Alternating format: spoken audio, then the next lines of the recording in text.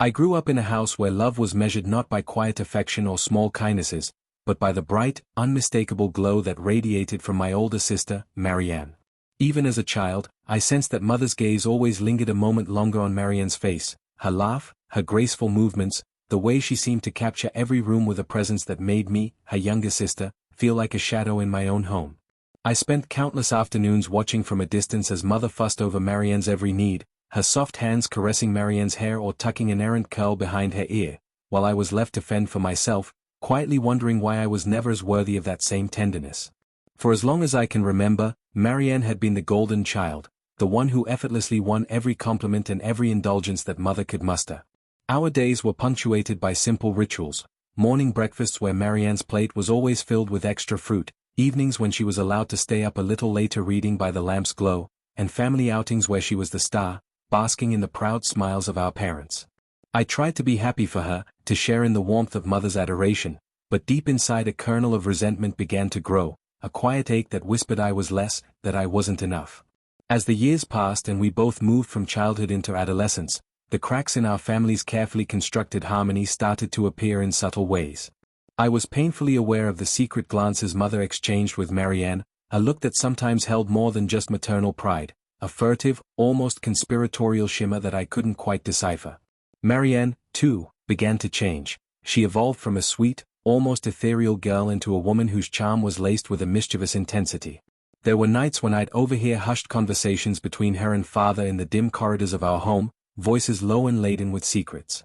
I never understood the full meaning of those whispers at the time, but they planted a seed of unease in my heart, a premonition that our family, despite its outward perfection, was harboring a dark, unspoken truth.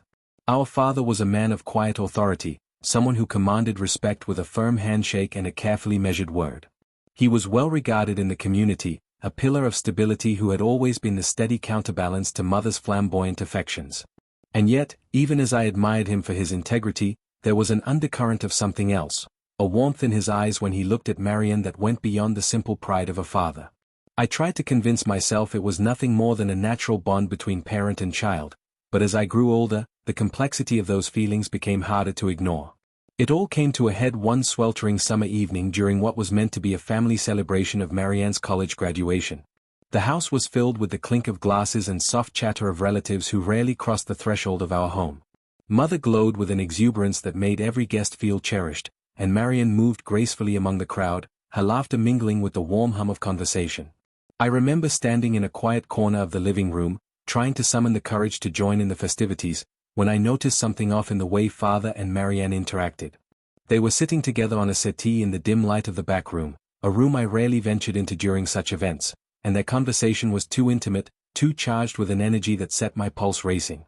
I couldn't hear the words, but I saw their hands brush in an unguarded moment, and I caught the unmistakable glimmer of a shared secret in their eyes. Over the next few weeks, that disquiet turned into a persistent dread that shadowed my every step. I began noticing little details that I had previously dismissed as coincidences, a lingering look between Marianne and father when mother wasn't watching, whispered conversations when I thought I was alone, and inexplicable absences during family meals. I tried to rationalize it, to believe that perhaps I was misinterpreting the closeness between them, that my own feelings of inadequacy were coloring my perception of their relationship. But deep down, a gnawing suspicion took root. One evening, when the house was hushed by the quiet of a late autumn night and even the creaks of the old floorboards seemed to whisper secrets, I stumbled upon something that I could no longer ignore.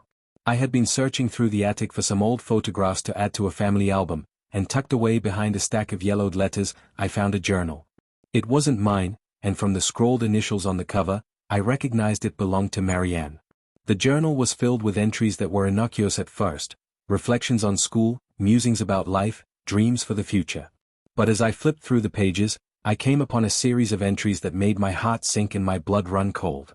Marianne wrote in explicit detail about secret meetings, covert phone calls, and a dangerous, illicit intimacy that she had shared with someone she described in coded language. At first, I thought it was just adolescent fantasy or a misunderstood flirtation, but the language was too vivid, too real. It became clear that the subject of these passages was none other than father. I sat there on the dusty attic floor, the journal clutched tightly in my hands, feeling a torrent of emotions, disbelief, betrayal, and an overwhelming sense of sorrow that cut deeper than any physical pain I had ever known. The realization was shattering. Mother's blind adoration of Marianne was built on a foundation of secrets, and those secrets were not just the harmless whispers of a teenage crush, but the dark, complicated truth of an affair with our own father.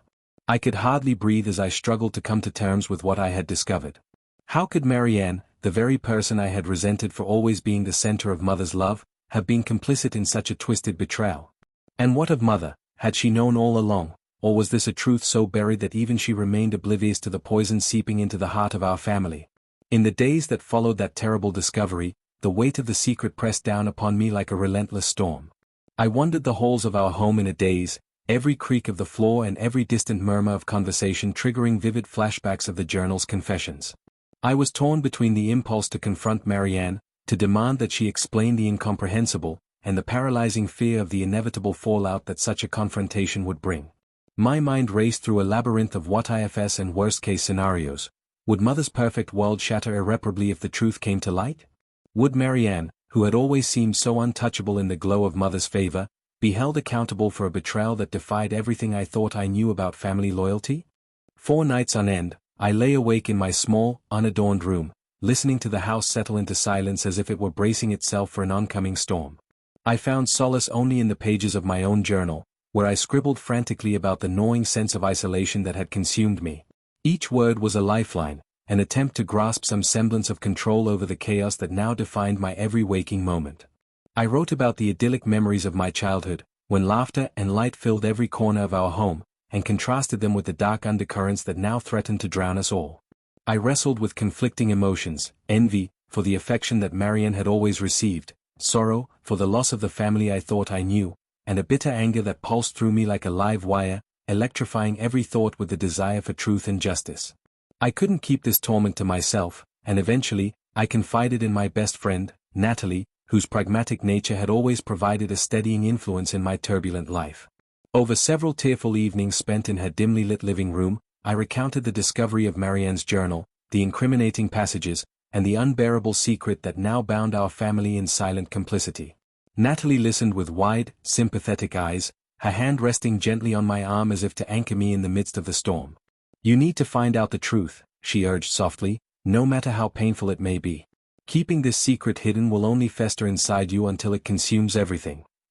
Her words, though filled with concern, ignited a spark of determination in me. I knew that I couldn't continue living in this half-light of uncertainty, where every day was a struggle to reconcile the facade of family love with the dark reality of betrayal. The days that followed were a blur of furtive glances, hushed conversations, and the ever-present dread of discovery. I began to observe Marianne more closely, watching the way her eyes would sometimes glaze over as she passed by Mother in the kitchen, or how she'd pause for a fraction too long when Father's hand brushed hers in greeting. Each subtle gesture, each hidden smile, was a piece of the puzzle that I desperately wanted to solve. I tried to approach her gently, to broach the subject without causing a catastrophic rupture, but every time I opened my mouth to ask, the words would catch in my throat, choked back by fear and disbelief. One rainy afternoon, when the world outside was cloaked in a sorrowful drizzle that mirrored my own inner desolation, I decided that I could no longer remain silent. I found Marianne alone in our childhood bedroom, a room that, with its faded wallpaper and the lingering scent of lavender from Mother's favorite perfume, seemed frozen in a time when life was simpler and love was unquestioned. With trembling hands and a heart pounding in my ears, I confronted her. "Marianne," I said, my voice barely above a whisper, "I need to talk to you about something very important." Her eyes widened for a moment, a flicker of apprehension passing over her features before she masked it with a practiced smile.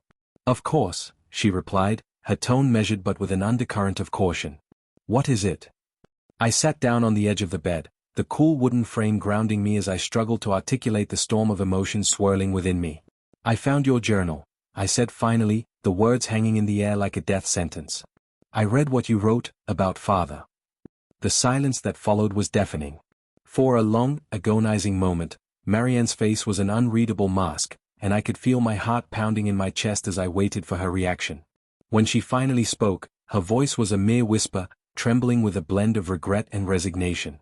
"I didn't want you to find out this way," she murmured, her eyes glistening with unshed tears. "I never wanted to hurt you." I stared at her, numb with shock and disbelief. How could the sister I had once envied for her effortless grace, the one who had always basked in Mother's unyielding love, have become entangled in something so monstrous? The betrayal was not just of a marital or parental nature, it was a betrayal of the very foundation of our family, a fracture that threatened to rip apart the bonds that had defined my entire existence. What followed was a torrent of revelations that shattered the fragile remnants of my world. Marianne confessed that the affair with father had begun years ago, during a time when she felt increasingly isolated and unloved despite mother's overt favoritism.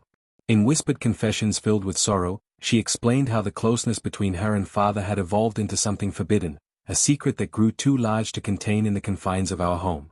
She told me that she had never intended to hurt anyone, that the guilt had eaten away at her every day, but that she had felt trapped in a cycle of expectation and desire, a cycle in which mother's unyielding praise had made it impossible for her to seek the affection she craved in any other way. Tears streamed down my face as I listened to Marianne's painful admissions. The complexity of her emotions, the conflicting desires that had driven her to seek solace in a forbidden love, were almost too much to bear.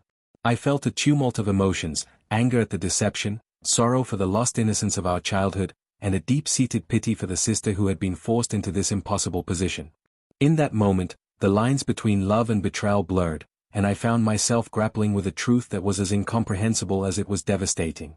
In the aftermath of our confrontation, I retreated into a haze of isolation. Days turned into weeks, and I wandered through our once familiar home as if I were a ghost, each room echoing with memories of laughter now tinged with pain, every familiar corner a reminder of the secrets that had torn us apart. I couldn't bear to face mother, whose unwavering belief in Marianne's inherent goodness had begun to crumble as whispers of the affair reached her ears. The once hallowed bond between mother and daughter was now marred by betrayal, and I could sense that even mother was beginning to question the foundation of her unshakable loyalty. I spent long, agonizing hours reflecting on the events that had led to this moment, trying to piece together a narrative that could explain the inexplicable. I wrote feverishly in my journal, pouring out every doubt, every heartbreak, and every shard of anger that had accumulated inside me. I questioned everything I had ever known, about family, about love, and about the unyielding power of secrets that could destroy even the most seemingly unbreakable bonds. The process was excruciatingly slow, each day a battle against the overwhelming urge to retreat further into despair, yet I knew that I had to face the truth, however painful it might be. I began to seek solace in small acts of rebellion against the weight of this new reality.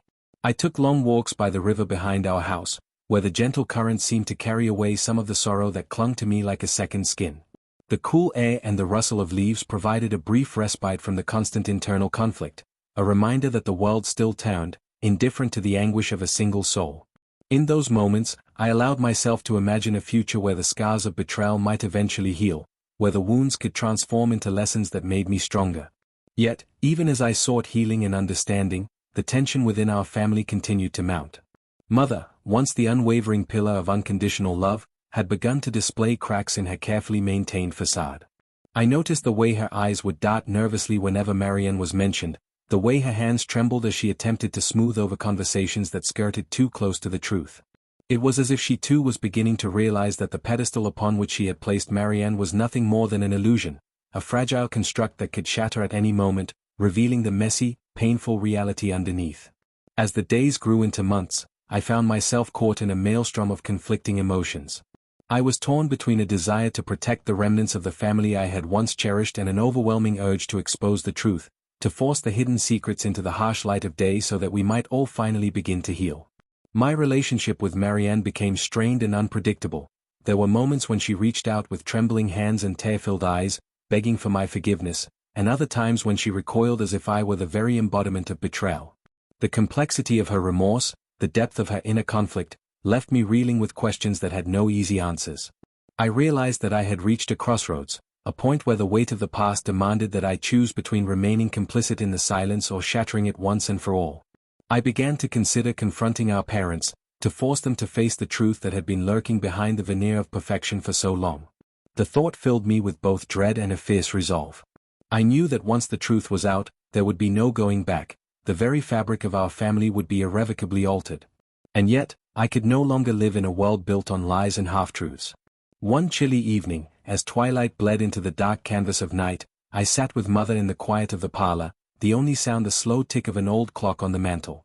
I gathered every ounce of courage I possessed and, with a voice that trembled yet remained determined, I asked the questions that had haunted me for so long. Mother, why did you always favor Marianne? Was it because you knew, deep down, that there was something wrong, something that she was hiding. My words hung in the air, heavy with the truth that I had uncovered, as Mother's eyes widened in shock and pain. For a long, agonizing moment, she said nothing, her face a mask of confusion and sorrow. Then, with a trembling sigh, she admitted that she had sensed discrepancies in Marianne's behavior, that there were moments when the veneer of perfection cracked, revealing glimpses of a troubled soul. Her confession was not as explosive as I had imagined, but it was laden with a quiet resignation, a recognition that sometimes, love can be blinded by the desire to see only what we want to see, even when the truth stares us in the face. That conversation marked the beginning of an inevitable reckoning within our family. Over time, the secrets that had long festered in the shadows began to emerge into the light, each revelation a painful step toward a future where honesty, however raw and devastating, might pave the way for healing. I realized that the journey ahead would be fraught with heartache and difficult choices, that the path to redemption was long and winding.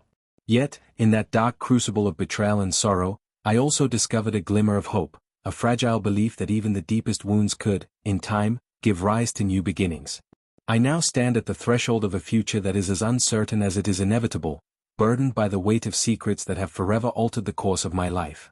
The betrayal that shattered our family's illusion of perfection is a wound that will likely never fully heal, but it is also a reminder that the truth, no matter how painful, is a necessary precursor to growth. As I write these words in the quiet solitude of my room, I know that my journey toward understanding and forgiveness has only just begun. The path ahead may be strewn with remnants of the past, but with each step, I choose to move forward, determined to reclaim the love, trust, and identity that were so cruelly taken from me.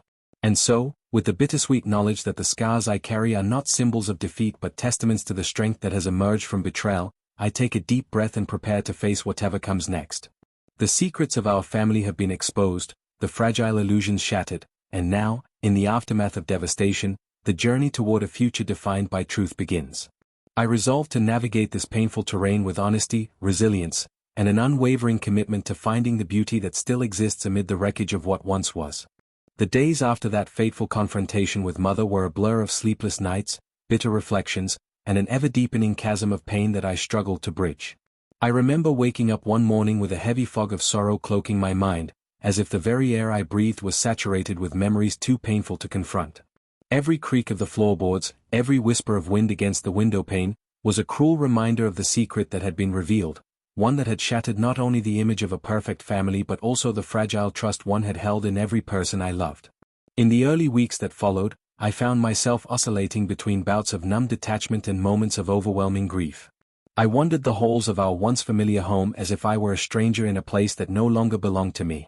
The laughter that had once filled the rooms was now replaced by a pervasive silence, a silence so profound that even the ticking of the clock seemed to echo the relentless march of time, each second a reminder of what had been lost.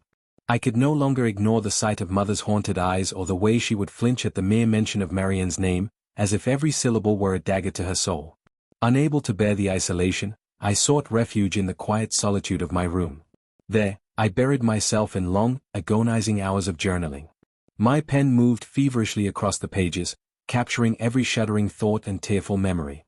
I wrote of the countless nights when I had lain awake, haunted by visions of whispered conversations between Marianne and Father, and of the day I discovered the journal that had unraveled our family's carefully maintained illusion. With each stroke, I attempted to piece together a narrative that could somehow explain the inexplicable, a narrative that might grant me a semblance of control over the chaos that now reigned in my heart. Yet as much as I tried to process the avalanche of revelations through ink and paper, I knew that isolation could no longer be my only sanctuary.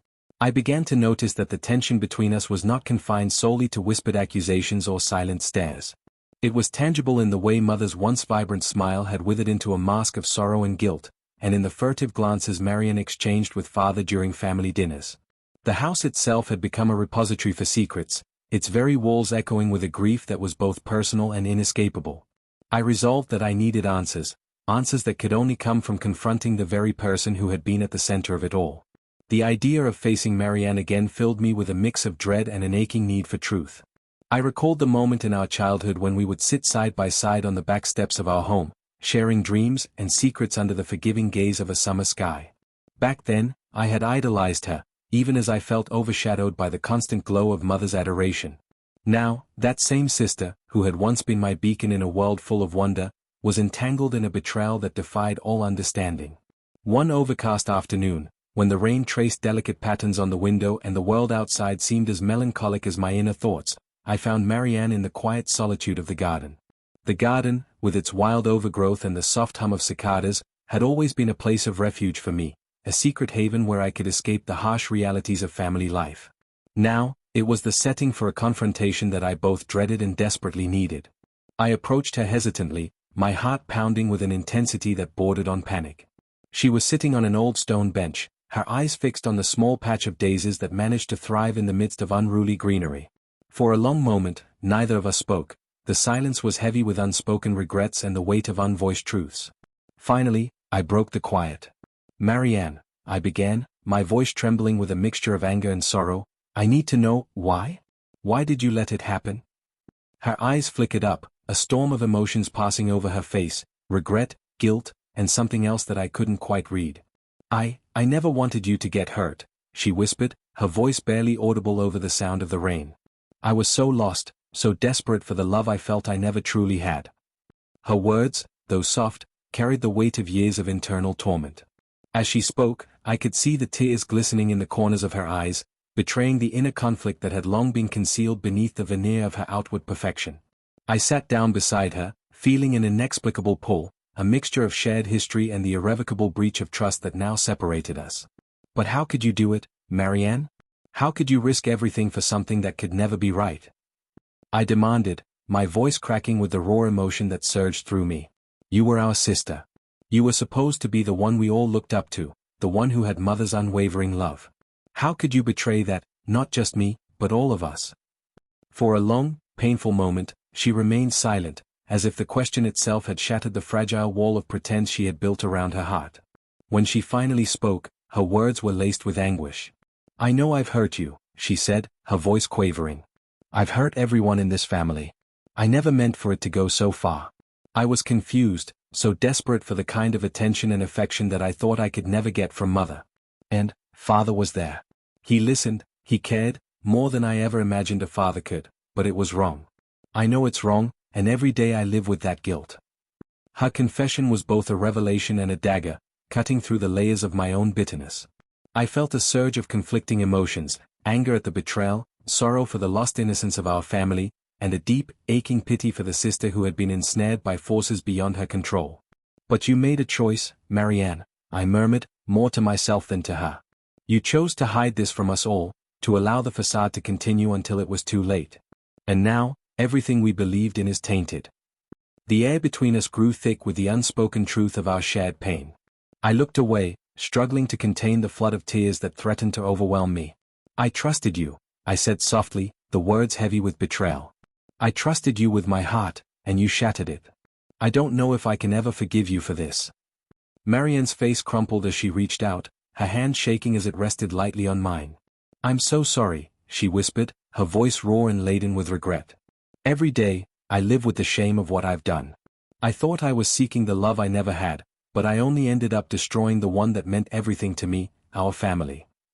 As the rain continued to fall around us, we sat there in the garden, two souls caught in the aftermath of a secret that had long been buried. The confrontation did not bring immediate answers or a resolution to the heartbreak that had defined our relationship for so long, but it marked the beginning of a painful process of understanding and, perhaps, eventual healing. In the days that followed our encounter, I found myself oscillating between a desperate need for retribution and a reluctant desire to comprehend the forces that had driven Marianne to betray the very foundation of our family. I began to notice changes in the way our home functioned. The once joyful chatter at the dinner table was now replaced by long silences punctuated only by the clinking of utensils and the occasional, strained attempts at conversation. Mother moved through the rooms with a subdued grace, her eyes haunted by the knowledge of secrets too heavy to bear. Father, too, seemed to retreat into a quiet despondence, as if the weight of his own transgressions had robbed him of the vitality he once possessed. The once hallowed bonds of our family were fraying at the edges, and I could feel the impending collapse of a structure that had once seemed unbreakable. I found myself caught in an internal struggle, torn between the desire to expose every hidden truth and the recognition that some wounds might never fully heal if forced into the harsh light of day. Each conversation with Marianne, each silent glance exchanged with Mother, added another layer to the mosaic of grief and understanding that was slowly taking shape in my heart. I realized that the betrayal was not a single, isolated event, but a culmination of years of neglect, hidden emotions, and the unyielding pressure of living in a house where perfection was expected at all costs. In an attempt to make sense of the tumult that had engulfed me, I sought solace in unexpected places. I began attending a weekly support group for those who had experienced familial betrayal, a safe haven where stories were shared without judgment, where each tear shed was met with empathy rather than condemnation. In that circle of strangers, I discovered that I was not alone in my pain. Others carried scars that told tales of broken promises and shattered dreams. Their words, raw and unfiltered, resonated with me, and I started to understand that healing was not about erasing the past but about learning to live with its echoes. I also found refuge in long, solitary walks through the city at night. The neon glow of street lights and the hum of distant traffic became my companions as I wandered aimlessly through unfamiliar streets, trying to outrun the memories that clung to me like shadows. During these midnight rambles, I would often stop at a quiet park bench or a secluded spot by the river, where the cool night air seemed to wash away some of the heaviness that burdened my heart. In those moments of solitude, I began to find a rhythm in the chaos, a slow, steady cadence that reminded me that even amidst betrayal, life continued to move forward. Despite the overwhelming sense of loss, I could not entirely abandon the remnants of hope that had once sustained me. I started to explore creative outlets as a way to channel the torrent of emotions inside me. I took up painting, a hobby I had abandoned years before, and found that with each stroke of the brush, I could express feelings that words had failed to capture. The canvases became a record of my journey, each painting a snapshot of a moment when despair gave way to the faint glimmer of resilience. I painted abstract landscapes of swirling colors that represented both the turmoil and the beauty hidden within my pain. Slowly, I began to see that even in the depths of sorrow, there was the potential for transformation, a chance to rebuild, piece by fragile piece, the shattered fragments of my identity. As the weeks turned into months, the tension in our household reached a boiling point.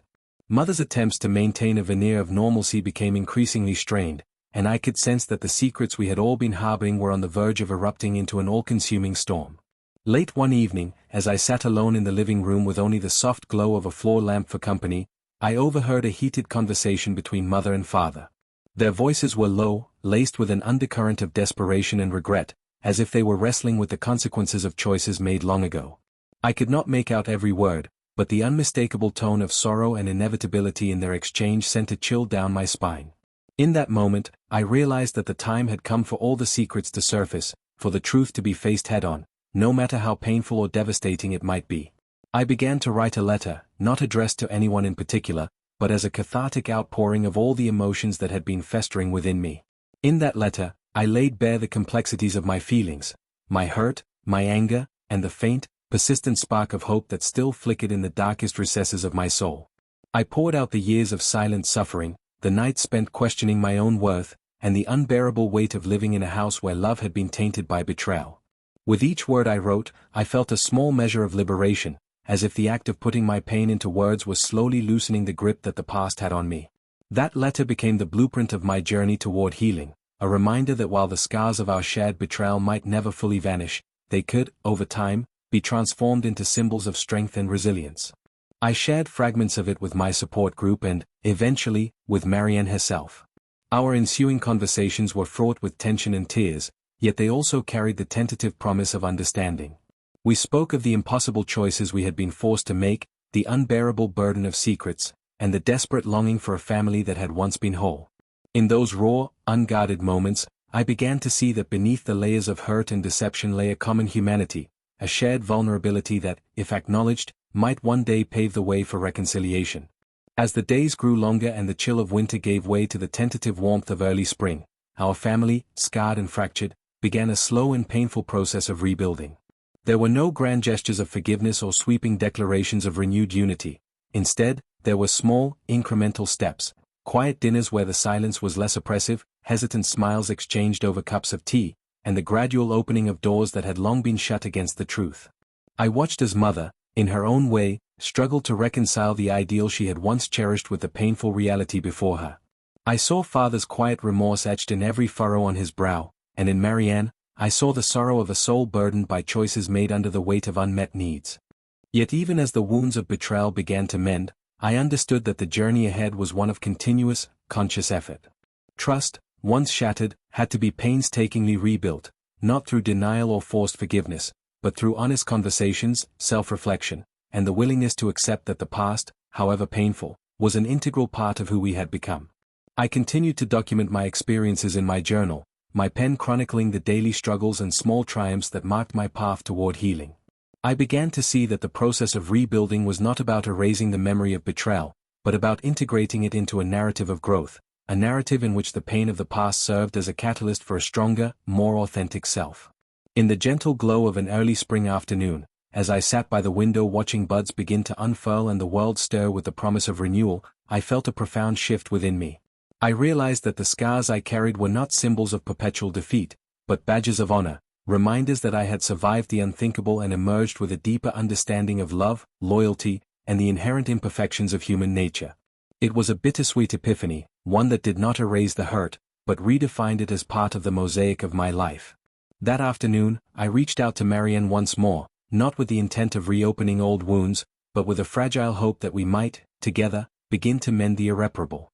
We met in the quiet corner of a small cafe, the air filled with the soft murmur of conversations and the aroma of freshly brewed coffee. There, between tentative words and measured silences, we began to share our individual journeys of sorrow and survival. Marianne, with tears glistening in her eyes, spoke of the relentless guilt that had haunted her every day, and of the desperate loneliness that had driven her to seek solace in forbidden arms.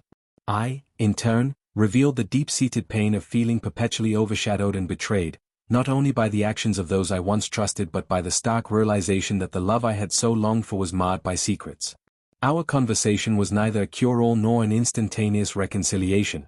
It was a slow, arduous process of mutual understanding, of recognizing that even in the midst of betrayal, there was room for compassion.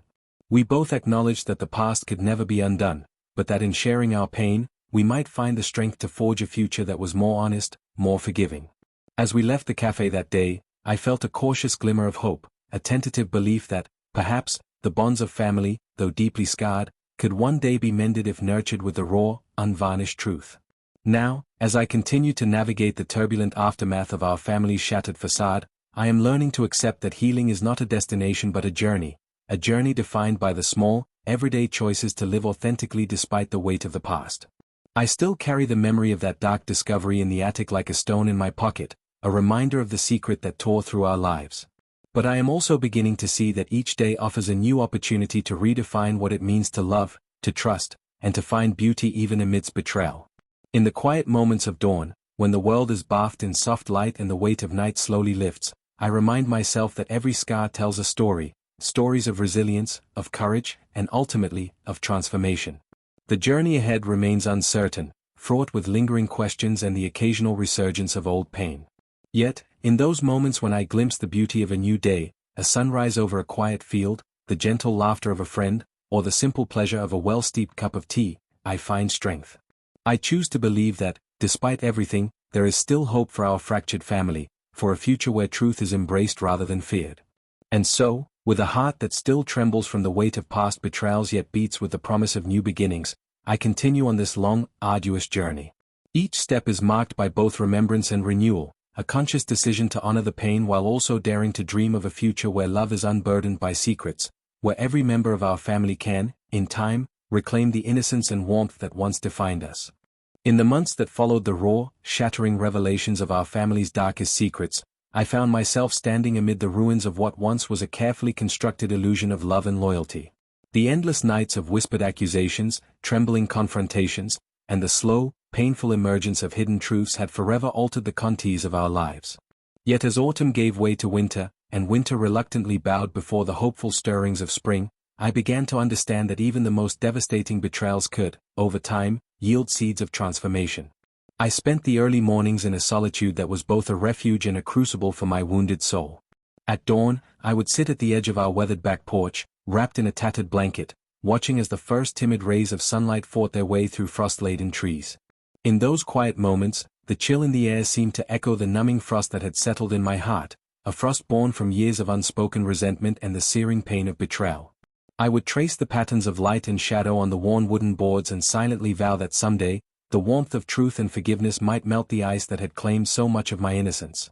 The fallout of Marianne's secret, the affair with father that mother's blind favoritism had once shrouded in an impenetrable haze, had fractured our family in ways that seemed irrevocable. The days after the confrontation were a blur of half-whispered conversations, tear-stained nights, and a heavy, unyielding silence that hovered over every shared meal. I watched as mother, once the ever-optimistic matriarch whose love had been as effusive as it was selective, now drifted through the house like a ghost, her eyes downcast, haunted by regret and an unbearable sorrow. Father, who had once exuded an air of stoic dignity, now seemed diminished, his shoulders hunched in a perpetual state of remorse as if he were bearing the weight of an entire lifetime's worth of unspoken guilt. And Marianne, my once idealized sister, whose laughter had filled my childhood with color, now carried herself with a heavy resignation, as if every step was a silent apology for the secret that had torn us apart. In the wake of these revelations, our family was forced into a fragile dance of tentative reconciliations and painful truths. It began with a series of long, tearful conversations held in the dim light of our living room, where the once familiar hum of evening television was replaced by the soft murmur of voices struggling to remember what it meant to be a family. At first, there were days when we spoke little, our silence a shared acknowledgement of the unspeakable that had been laid bare. I recall one such evening when Mother sat at the head of the table, her eyes fixed on a spot on the wall, while Father shuffled papers in his hands as if trying to rearrange a narrative that had already been written in sorrow. Marianne, who had often been the spark of our gatherings, was uncharacteristically withdrawn, her gaze distant and pained. In that oppressive silence, I felt an overwhelming need to do something, to break the cycle of bitterness and isolation that had begun to define us. Slowly, with great hesitation and the unwavering encouragement of a few close friends, I initiated a series of family meetings. These gatherings were not easy, each one was a raw, unfiltered confrontation with our collective past. We spoke about everything, the favoritism that had defined our childhood, the secret glances and hushed conversations that had hinted at a truth too terrible to confront, and the devastating revelation of Marianne's betrayal with Father. I remember the first meeting vividly. We sat in a cramped living room, our voices trembling as we recounted memories that had long been suppressed. There were moments when the air grew so thick with emotion that I could almost taste the bitterness of regret on my tongue. Yet, even in the midst of such pain, I sensed the first tentative signs of healing, a fragile recognition that our shared suffering might one day become the foundation for rebuilding what had been so ruthlessly torn asunder. In those sessions, I discovered that forgiveness was not a singular act, but a process, a slow, painstaking journey toward accepting the past without allowing it to define our every moment. I learned that it was possible to acknowledge the depths of our betrayal while also recognizing the inherent flaws that made us human. I listened as Father admitted, with a voice that trembled between shame and sorrow, that he had allowed himself to be seduced by the attention he received from Marianne, a seduction that was as much about his own loneliness as it was about the forbidden thrill of the taboo. Marianne, her eyes red from tears, expressed remorse for the choices she had made, confessing that she had sought in Father a love and validation that, in her fragile state, she had felt unable to find elsewhere. Mother, for her part, offered a quiet, anguished apology, admitting that her own selective adoration had contributed to a dynamic where secrets could thrive unchecked. The confessions were messy, painful, and often contradictory, but they were a start, a necessary unraveling of the tightly wound tapestry of deceit that had defined us for so long. Outside the suffocating walls of our home, I embarked on my own journey of healing. I sought the solace of nature, the kind that spoke in quiet metaphors and offered an endless canvas of change. I began taking long walks in the nearby woods, where the rustling leaves and the persistent murmur of a distant stream reminded me that life, in its infinite complexity, was always in motion. With each step on the soft, moss-covered ground, I felt the burden of our family's secrets lighten, if only for a moment. I found that in the solitude of these natural sanctuaries, my mind could finally process the torrent of emotions that had plagued me, grief, anger, betrayal, and, gradually, the faint stirrings of hope. One particularly poignant day, as the first blossoms of spring began to push through the thawing earth, I sat by the banks of a quiet river, its surface shimmering with the reflections of a pale, emerging sun. I pulled out my journal, a battered, leather-bound volume that had become my most trusted confidant, and began to write. I wrote about the endless nights of wrestling with despair, the heartbreak that seemed to have etched itself into every corner of my being, and the slow, painful steps I was taking toward reclaiming my identity. With each word, I felt a measure of catharsis, as if the act of laying my soul bare on paper was a small step toward reclaiming the pieces of myself that had been lost amidst the chaos. I wrote about the memories of a childhood bathed in the bittersweet glow of favoritism, the invisible wounds inflicted by secrets too heavy to bear, and the fragile hope that even shattered hearts could find a way to mend. I also began to explore creative outlets that allowed me to express the complex tapestry of my emotions in ways that words alone could not capture. I returned to painting, a medium I had long since abandoned in the whirlwind of everyday life. With a blank canvas and a palette of colors, I created abstract landscapes that were as turbulent and unpredictable as the feelings that had overtaken me. There were paintings that captured the raw intensity of my anger, others that evoked the deep, soul-wrenching sadness of betrayal, and still others that shimmered with the fragile light of hope emerging through the darkness. In each brushstroke, I discovered a piece of myself that I had thought lost, a testament to the resilience of the human spirit and its capacity to find beauty even in the aftermath of profound hurt. As I immersed myself in these creative endeavors, I began to rebuild not only my own identity but also a sense of connection with those around me. I joined a local art group, where I met others who had known their own trials and tribulations, who had weathered storms of betrayal and emerged with stories of survival and transformation. In our shared discussions, filled with laughter, tears, and moments of profound understanding, I realized that I was not alone. The scars that I bore were not unique, but part of a larger tapestry of human experience, a mosaic of pain and resilience that bound us together in our shared quest for healing. At the same time, the process of familial reconciliation continued at home, albeit slowly and with many setbacks.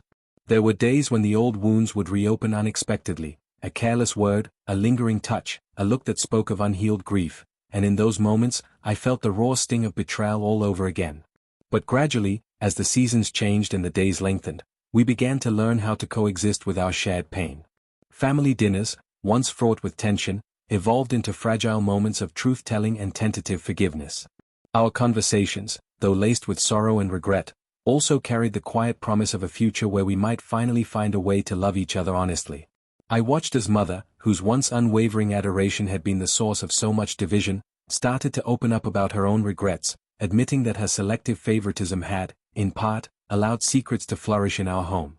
In her vulnerable confessions, I saw a reflection of my own pain, a mutual recognition that the past, as devastating as it had been, could also serve as the impetus for profound personal growth. There were also moments when the outside world offered unexpected reminders that life, despite its relentless challenges, continued to offer beauty and possibility. I attended community events, volunteered at local shelters, and even began to mentor a troubled teenager who reminded me of the younger version of myself, lost, uncertain, and yearning for a kind word. In those interactions, I discovered that the act of giving was, in many ways, a salve for my own wounds, a reminder that even when trust is shattered, the human capacity for empathy and connection remains unbroken. Over time, I began to see the contours of a future that was not defined solely by our family's tragedies. I realized that while the scars of betrayal would always be a part of me, they did not have to dictate the entirety of my existence. Instead, I could choose to transform that pain into a source of strength, a strength that allowed me to embrace the complexity of human relationships, with all their imperfections and contradictions. I started to believe that forgiveness, though not a cure-all, was a powerful act of liberation, a way to free oneself from the relentless grip of the past and to step boldly into the promise of tomorrow. In one particularly transformative moment, I organized a small gathering with the few family members who were still willing to engage in honest conversation. We met in the modest living room of our old house, a room that had once been filled with the echoes of laughter and light, now softened by the gentle glow of candles. There, amid a collection of familiar faces marked by grief and determination, we began to chart a new course for our fractured family. We spoke not in accusatory tones, but in voices heavy with shared understanding. We discussed the difficult process of rebuilding trust, of accepting that the road ahead would be long and winding, and of finding solace in the realization that every act of forgiveness, no matter how tentative, was a victory over the forces of betrayal that had once threatened to consume us all. As I looked around the circle that evening, I saw in each person a spark of resilience, a quiet, unyielding defiance in the face of overwhelming odds. I realized that while the secrets of our past had caused deep, irreparable wounds, they had also forced us to confront the raw, unvarnished truth of our own humanity. And in that confrontation, we discovered that there was a kind of beauty, a beauty that lay not in perfection, but in the messy, unpredictable process of healing and transformation. Now, as I pen these words in the soft light of an early summer evening, I feel a profound sense of gratitude for the journey that has brought me to this place of fragile, hard-won peace. The scars of betrayal still trace their delicate patterns across my heart, but each one is a testament to my ability to endure, to learn, and ultimately, to rise anew. I have learned that forgiveness is not an endpoint, but a lifelong practice, a series of small, courageous acts that allow us to reclaim our narratives and rebuild our lives in ways that honor both the past and the promise of the future. I am still on this journey, still navigating the intricate dance between sorrow and hope, between memory and renewal. Some days are harder than others. The ghosts of betrayal sometimes resurface with a vengeance, and the pain can feel overwhelming. But in those moments, I remind myself of the quiet strength that has carried me this far, a strength born from the understanding that our wounds, though painful, can ultimately become the very sources of our resilience. I remind myself that I am more than the sum of my scars, that I am capable of loving deeply, of forgiving wholly, and of creating a future that is rich with authenticity and truth. As I step forward into each new day, I choose to carry with me the lessons of the past without allowing them to shackle me to an identity defined solely by betrayal. I choose to honor the memory of who I once was, a child who longed for love and recognition, and to celebrate the person I have become, a survivor who, despite the deepest wounds, continues to seek beauty, truth, and connection. I have come to understand that the journey of healing is endless, filled with both setbacks and triumphs, and that every step, no matter how small, is a testament to the indomitable spirit that resides within me. Now, as I prepare to face the uncertainties of tomorrow, I find solace in the knowledge that the darkest nights give way to the promise of dawn. I hold on to the belief that each new sunrise is a fresh opportunity to rebuild, to rediscover the beauty of life, and to embrace a future where love, real, unadorned, and imperfect, can flourish in the light of truth. And so, with a heart that remains tender yet unyielding, I step forward into that unknown horizon, carrying with me the echoes of a past that has shaped me, and the quiet, persistent hope of a future yet to be written.